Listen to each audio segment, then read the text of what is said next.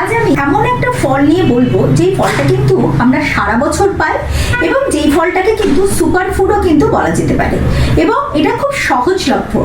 সেটা কোনো ফল নয়, সেটা হচ্ছে কলা।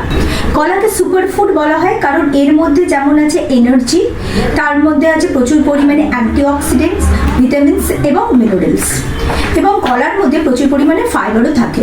ছোট থেকে বড় সবাই কিন্তু কলা খেতে পারে। হ্যাঁ, কিন্তু যাদের কলাতে অ্যালার্জি আছে তাদের আমি কলা খেতে বারণ করবো। কিন্তু এরকম অনেক মিথ আছে যে ঠান্ডা লাগলে কলা খাওয়া যায় না, বা বাচ্চাদের একটু সর্দি কাশি হলে বাবা মারা ভাবেন যে না না কলাটা খেলে আমাদের বুকে সর্দি জমে যাবে। সেটা বাচ্চাদের ক্ষেত্রে নাও, বড়দের ক্ষেত্রেও একই ব্যাপার। কিন্তু কলা কিন্তু কোনো সর্দি জমায় না বা কোনো ঠান্ডা লাগায় না। হ্যাঁ, কিন্তু যাদের দেখা যায় কলাতে ভীষণ অ্যালার্জির প্রবণতা আছে, কারণ সর্দি কাশি হচ্ছে একটা অ্যালার্জি, তো যদি দেখা যায় কলাতে অ্যালার্জি তাহলেই কলা খাবেন না।